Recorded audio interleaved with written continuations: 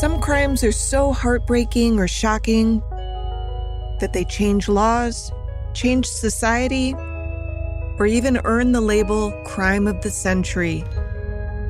But the stories that made headlines in decades past aren't necessarily remembered today.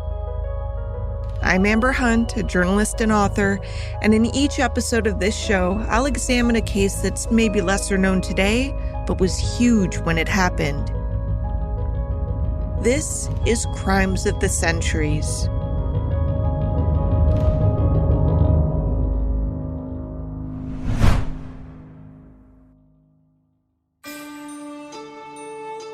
The rumors circulating through the village were so dark, so awful, that few paid them much mind. It just didn't make any sense. If what was being said was actually true, it would make one of the highest profile, wealthiest, most powerful women in the entire country a psychopathic killer. How could that even be possible? But then, the talk around town shifted in a crucial way.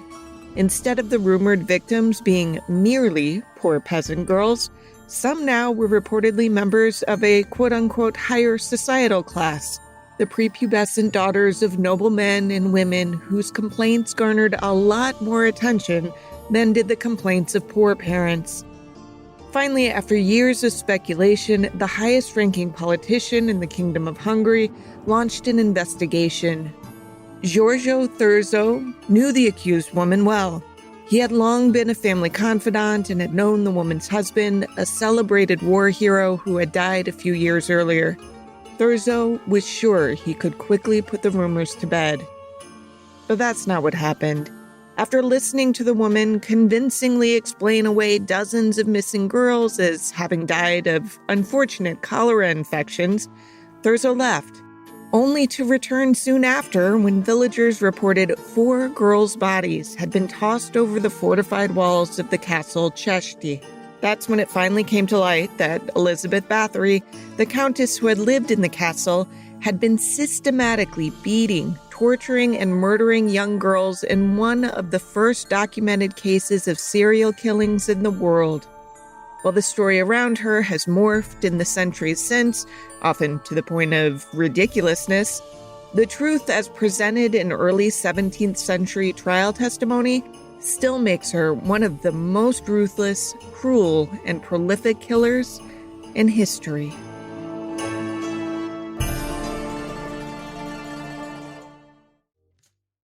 Before I begin this episode, a quick note. As you probably caught in the intro, this one's not just foreign, but old, like super old. 16th, 17th century old. Lots of people were straight up illiterate when records were kept back then, in messy handwriting, I should add. So there are multiple spellings of these foreign names. Long story short, I usually promise one mispronunciation per episode. I guarantee more than that this time around, despite my best efforts. Apologies to my Hungarian listeners. That out of the way, this case has been on my to-do spreadsheet since early on in season 1, but I kept punting. Under the heading case description, I had written, quote, "She was a Hungarian princess accused of some 650 murders," end quote. I also noted that she was accused of bathing in her victim's blood in the disturbing belief that it would preserve her youth. Spoiler alert, that wouldn't have worked anyway. And that she supposedly cut her lover's hearts out and kept them in boxes in her bedroom. Having done my research now, I can say as confidently as possible with a 400-year-old case that not one of those rumors seems likely to be true. But man, what this woman was likely guilty of is already the stuff of nightmares. So let's begin. She is one of the earliest serial killers in recorded history, the original sadomasochistic femme fatale. This is Simon Whistler in a biographics documentary. She stands out as a shocking lesson in just how dangerous a sadistic, demented, powerful woman can be. Her name wasn't really Elizabeth, it was Elizabeth, though we'll use the generally accepted modern-day English equivalent because it's under that name that you find the most documentaries and such. She was born August 7th, 1560, into the Báthory family, which had risen in prominence during the late Middle Ages and the Renaissance. This clan was not viewed as a family of slouches. Over the years, it boasted a few princes, a cardinal, and even a king of Poland. Plus, some of its members held authority positions in the Kingdom of Hungary. This was a storied family, to say the least. There's documentation from the 1200s about its origins. They weren't always called the Báthorys, of course. That came about in the early 1300s after one ancestor took possession of a place called Bátor, after which family members referred to themselves as being Bátor or Báthory. They became an incredibly powerful and wealthy family by the time Elizabeth was born and grew into adulthood. From an Absolute Crime documentary. From the history books, we know that during this time, the country was involved in a brutal and long-running war with the Turks. Her personal letters reveal Báthory was a loving wife and mother to several children. We also know she ran her family's vast estates when her husband was away at battle. It was, of course, a brutal time to be alive. Life expectancy was in the 50s. Infant mortality was insane. Dysentery was common. I found a University of Michigan rundown of documented illnesses in the latter half of the 1500s in Hungary, and things were wild. Epidemic quinsys, or throat infections, malignant smallpox, the plague. There was also the Hungarian fever, which sounds utterly horrifying.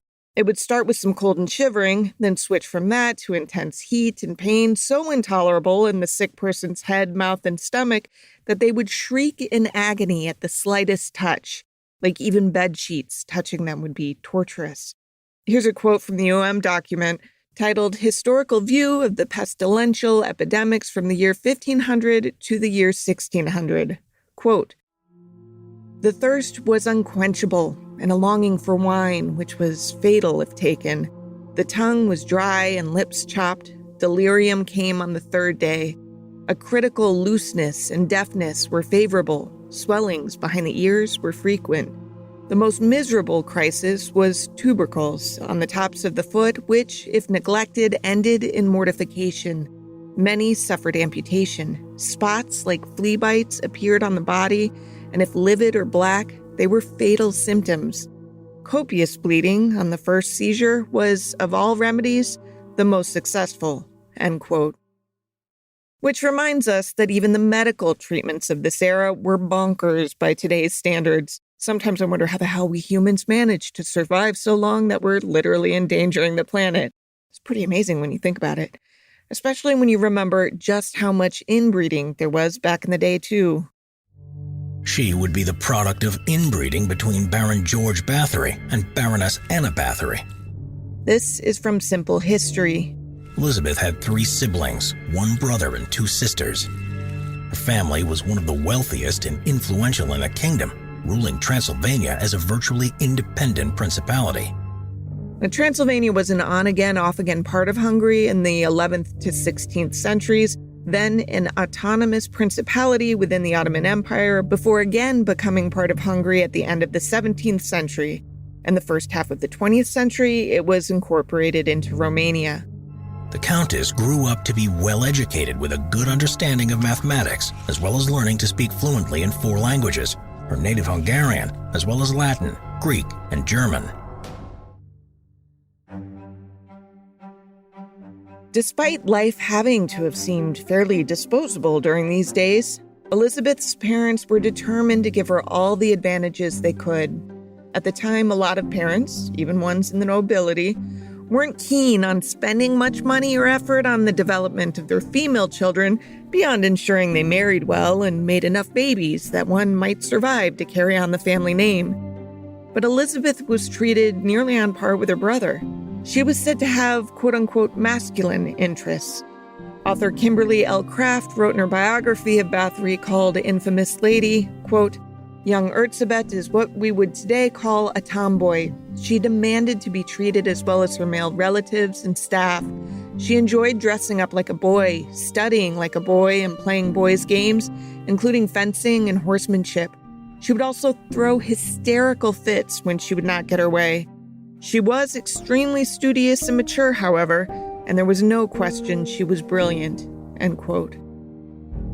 She was engaged at a very early age to the son of an influential baron, who she then later married at the age of 15.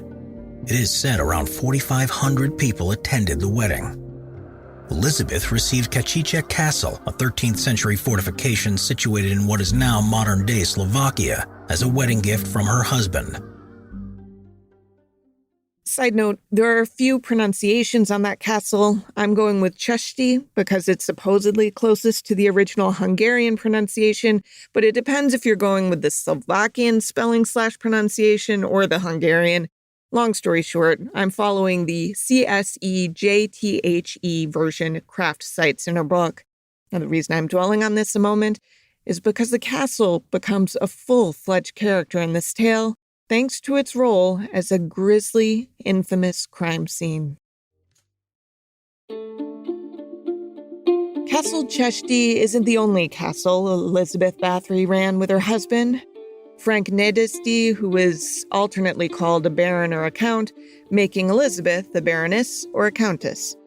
The couple had multiple palaces, the centerpieces of which were castles Cerver and Keretzer.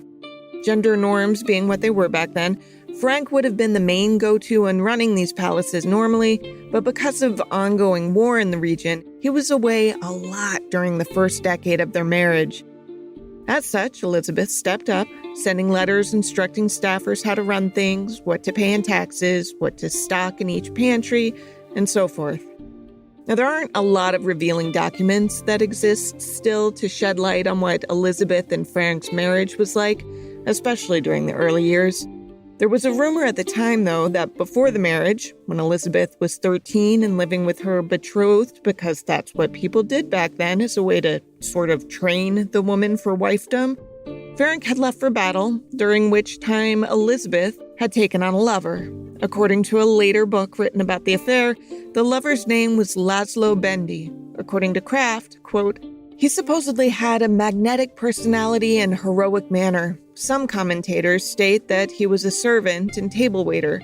Others claim that he was a young nobleman, end quote.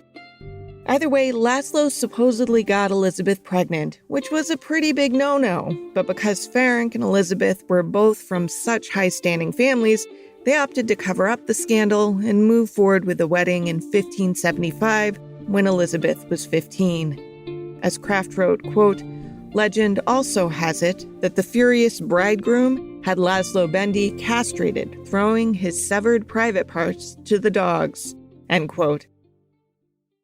Now, there's a weird postscript to this legend. There is some contemporary documentation suggesting that Elizabeth did have relations pre-marriage and that a baby resulted from those relations, but that documentation strangely is dated in 1609, which is way after the 1573 conception date. Like, Elizabeth would have been 49 years old when this document was prepared by church authorities.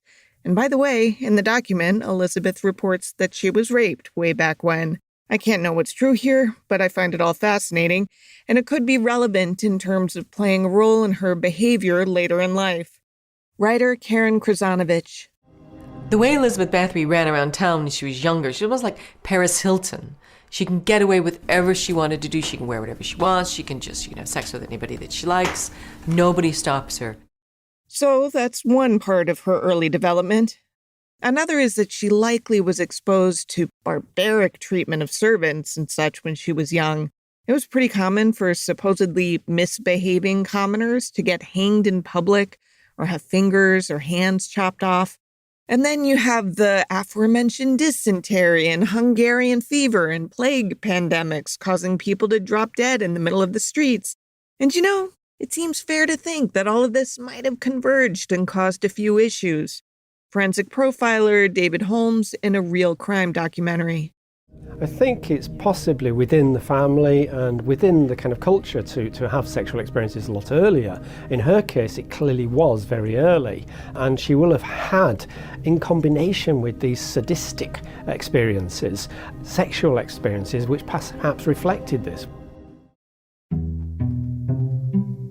No children came from the Báthory-Nadesdy union that first decade of marriage.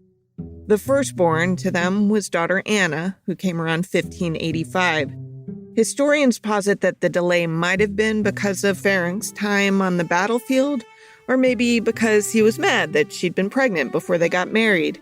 Or maybe she had fertility problems, which wasn't uncommon among Hungarian nobility at the time.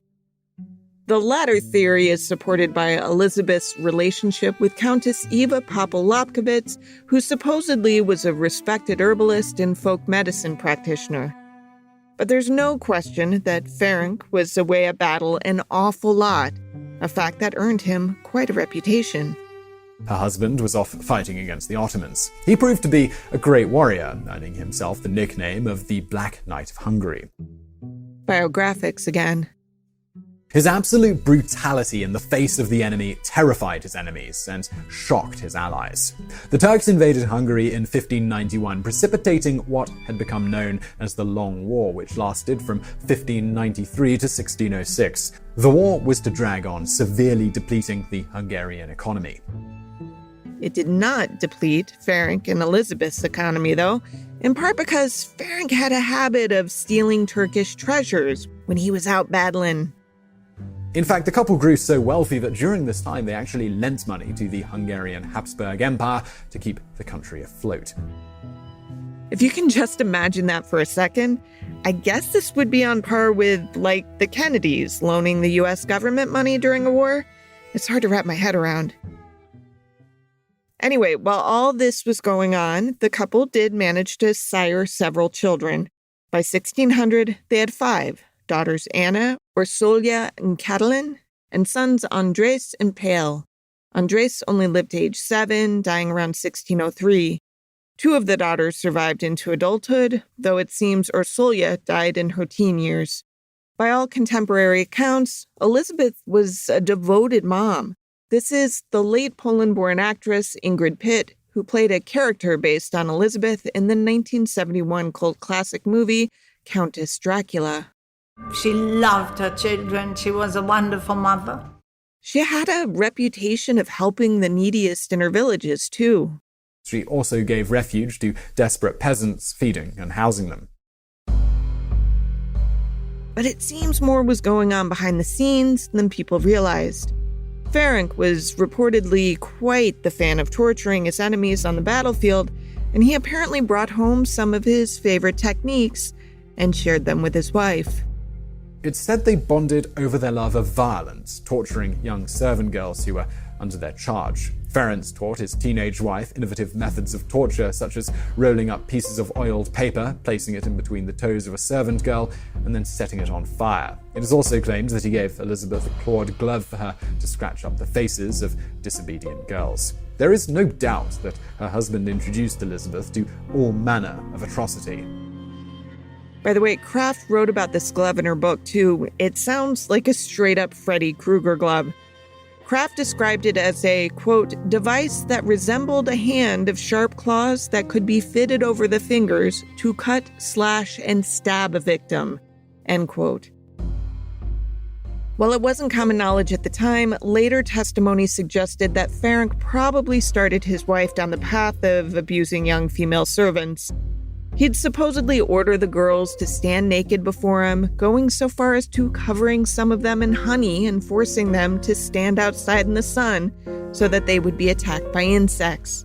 He reportedly did the fire between the toes trick to revive them if they passed out.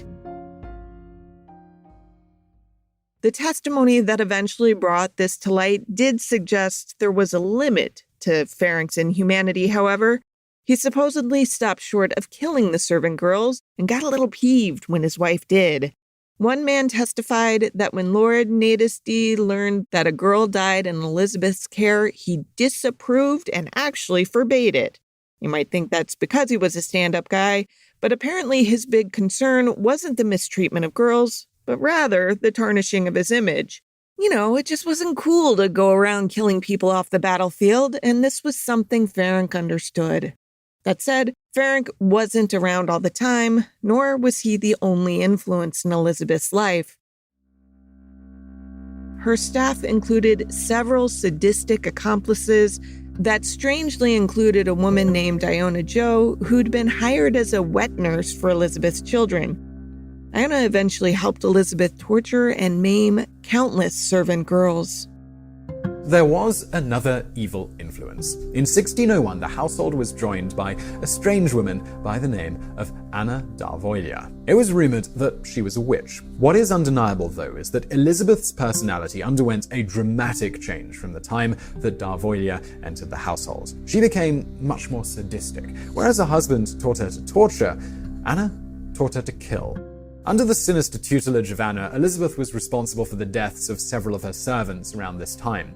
The methods of torture are so disturbing that I'm going to run through them quickly because even though these people died 400 years ago, it still makes my skin crawl. So here it goes. It was common, apparently, for Elizabeth and or her assistants to strip the girls naked, as Ferenc did, and then jab needles in their arms, in their legs, and under their nails. They would use plier-like tools to not just twist chunks of skin on the girls' backs, but to actually rip those chunks from their bodies. They lit candles and heated pokers and used those to burn the girls' genitals. Simple history again. The accounts of the atrocities often mention girls being severely beaten, burnt, the mutilation of their hands, the biting of flesh off their faces, arms, and other body parts, and freezing or starving to death. There were even allegations of hot needles being used, as well as girls being burned with hot tongs and then being plunged into cold water. There were also claims that some girls were regularly whipped with nettles. For a very long time, Elizabeth got away with most of this. That was largely because the mistreatment of servant girls was common and even expected back in the day, even if common decency generally dictated that noble men and women didn't straight up kill people without cause. But the rumors started, and Elizabeth got some pushback from clergy. Local pastors became increasingly suspicious as Elizabeth more frequently asked them to come to the castle to perform funeral rites for servant girls who had apparently died of cholera. It is recorded that one priest, after having attended too many funerals, pulled her aside and said to her, "Your Grace should not have acted so because it offends the Lord, and we will be punished if we do not complain to you and criticize your Grace. And in order to find my words are true, we need only exhume the body, and you will find that the marks identify the way in which death occurred." This accusation did not sit well with Elizabeth, who wrote to her husband to complain. Ferenc returned to his wife and somehow smoothed things over with local clergy, probably via bribes, Kraft wrote, and the rumors quieted back down. But then Ferenc died, and it seemed like whatever restraint Elizabeth had suddenly disappeared.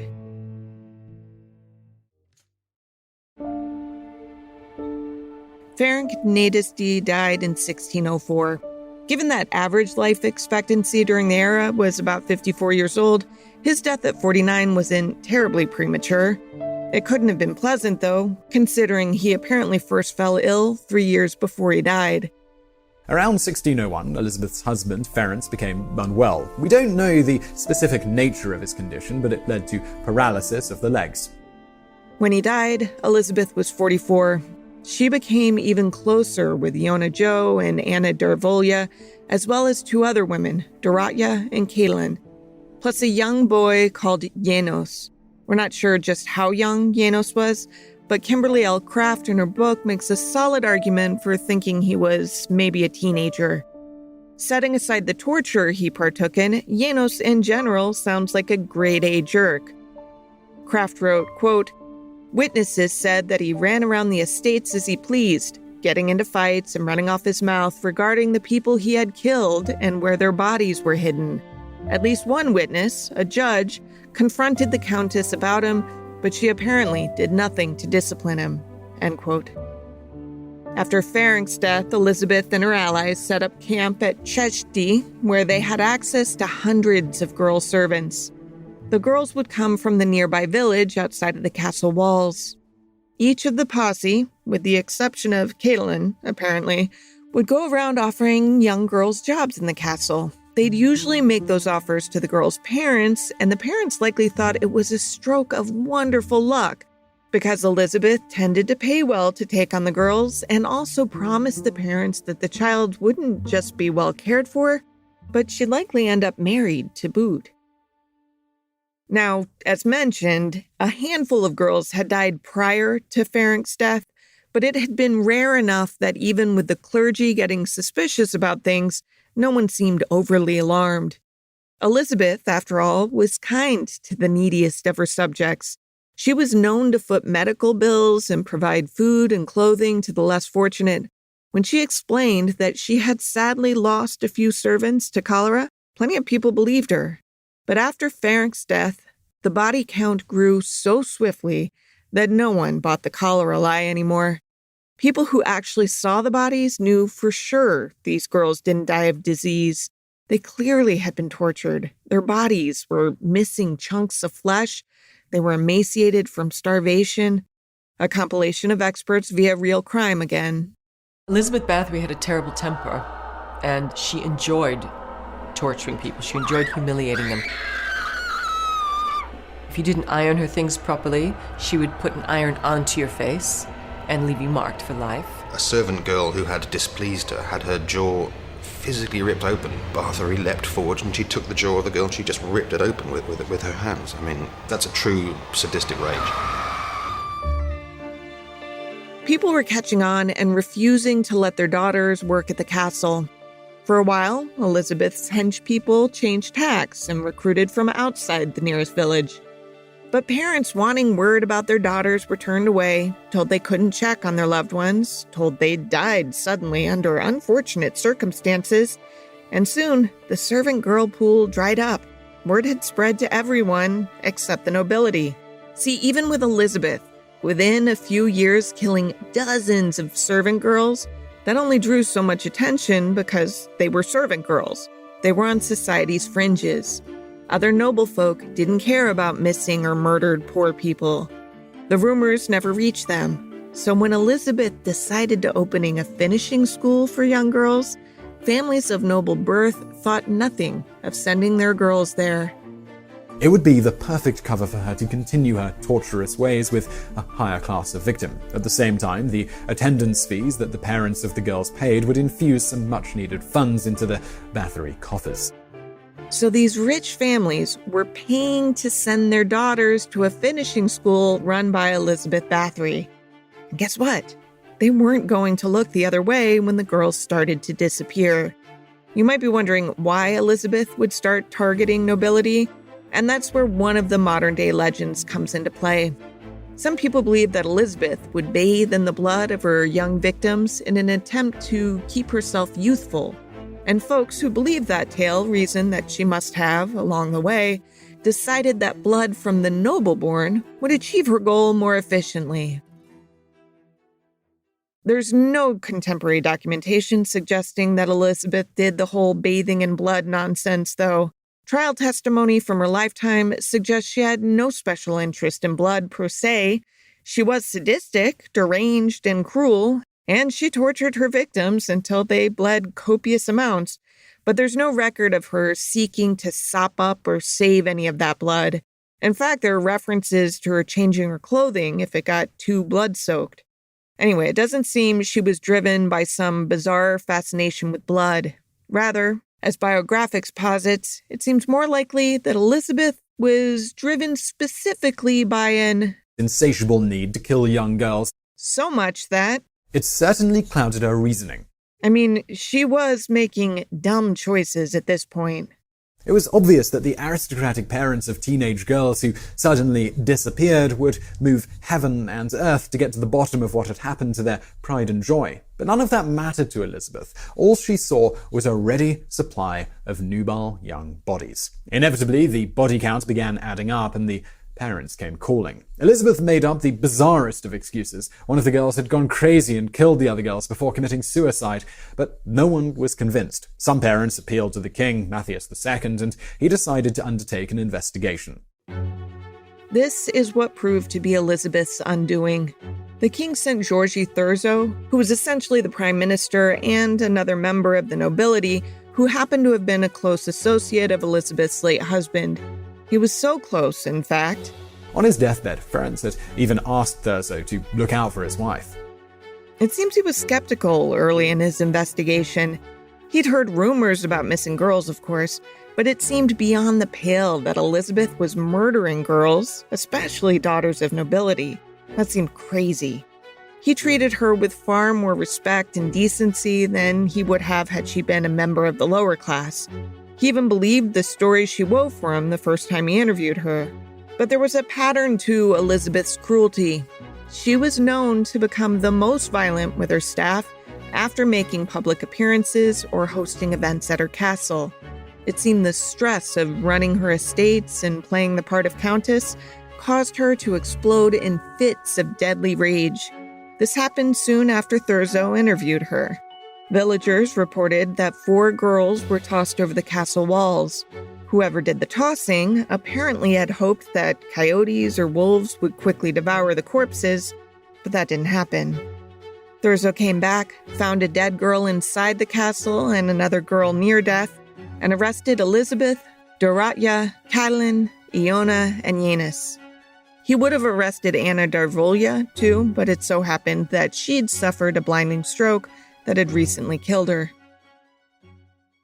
Thurzo was still reluctant to put a countess on trial, so he started with her 4 alleged accomplices. As part of that investigation, he led interviews with some 300 people, workers, villagers, associates, etc. Not many testified that they'd witnessed any abuse firsthand, but a few did, and those people were actually pretty high-ranking ones. Their testimony carried weight that, say, a bereaved peasant fathers might not have at the time. The most damning information, however, came from the accomplices. In fairness, it should be noted that the information came after a period of torture, which was part of the interrogation process at the time. It's kind of wild to think about, since nowadays we know that torture can elicit false confessions, but back in this era, the accused were automatically tortured before they were asked to give statements. The thing is, though, that historians largely accept these statements as true because they were consistent with each other. According to the 4, Elizabeth regularly instructed them to punish young servants, almost always girls between the ages of 10 and 14, who Elizabeth felt had flubbed in their work or had otherwise displeased her. The punishments were often related to the perceived crime or slight. A girl who sewed poorly might have needles shoved into her fingertips under the guise of helping her focus. A girl who stole a gold coin was punished by having said coin heated until it glowed and then pressed into the flesh of her hand. The accomplices agreed that Anna Darvolya, the woman who had died of a stroke, was the most brutal of the bunch, which might sound convenient, blame the dead woman for the worst of things, but this was backed up by some non-accomplice witnesses too. Anna apparently would concoct some of the most brutal bouts of torture, hitting girls on the soles of their feet and palms of their hands up to 500 times in a row. She would beat and beat and beat, then revive the girls when they passed out, and then she'd keep it up until the girl finally died. The accomplices also agreed that the least cruel of the group was Catalin, who would actually refuse to torture the girls. She was still useful to Elizabeth because she helped bury the corpses, but Catalin was apparently defiant enough that at one point, she herself was beaten so badly for refusing to beat a girl that she ended up in bed for a month recovering from her own injuries. The estimates of Elizabeth's true body count are between several dozen and 650 victims, though that latter number came from one source during the trial and is undoubtedly false. That witness was a young servant girl named Susanna who was illiterate but testified that someone told her he'd seen a comprehensive list of victims written in Elizabeth's handwriting and that the tally reached 650. The truth, while likely a fraction of that, is still appalling. Most historians agree that 100+ victims seems a reasonable estimate. Of the accomplices, Catalin was the only to escape the death penalty. Iona, Doratya, and Yanis were all sentenced to die. Yanis was spared torture before his death, apparently on account of his young age. The other 2 women, however, weren't so lucky. Their fingers were torn out by iron tongs before they were put to death and then tossed on a bonfire. Yanis got the better deal by being swiftly beheaded, and then his body was tossed in the same heap to burn alongside Doratya and Iona. Catalin was sentenced to life in prison. Whether she ever got out is lost to history. Now, Elizabeth was adamant that the accomplices had worked entirely on their own, and she was determined to prove it. She wrote Thurzo time and again demanding, then begging, that she be allowed to give testimony to clear her name. Thurzo was adamantly opposed to this. He saw no good coming from drawing further attention to the atrocities committed, and instead convicted Elizabeth without a trial and sentenced her to life imprisonment in her own castle.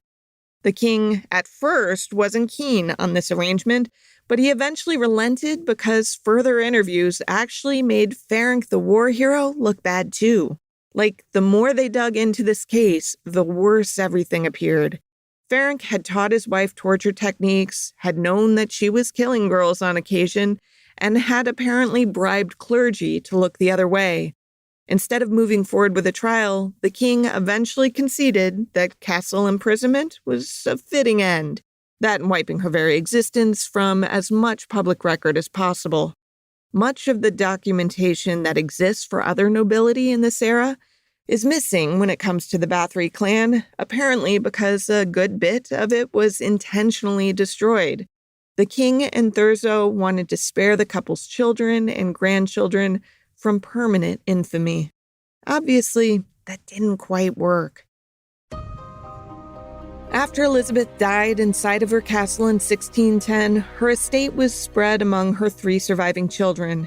200 years later, in the early 1800s, documents and transcripts from the trial that convicted her accomplices were discovered in an attic, leading to the first book written about her life. That resurrection of her story also led to the vampiric embellishments that surround her still.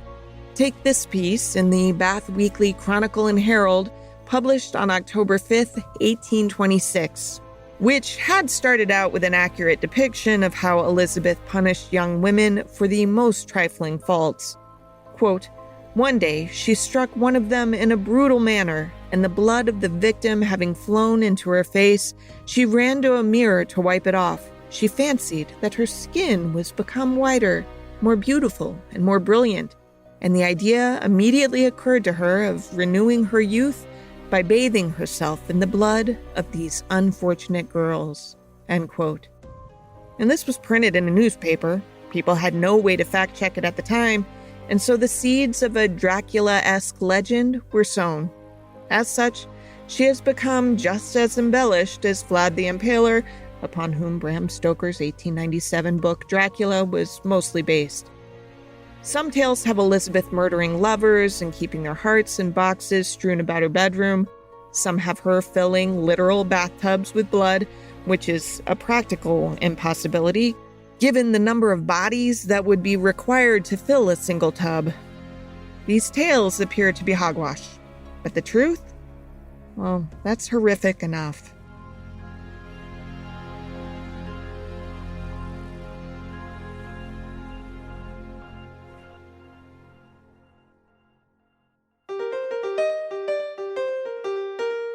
To research this case, I read the 2nd edition of Kimberly L. Craft's infamous Lady, The True Story of Countess Elizabeth Báthory, and watched several documentaries. It was all creepy, but interesting.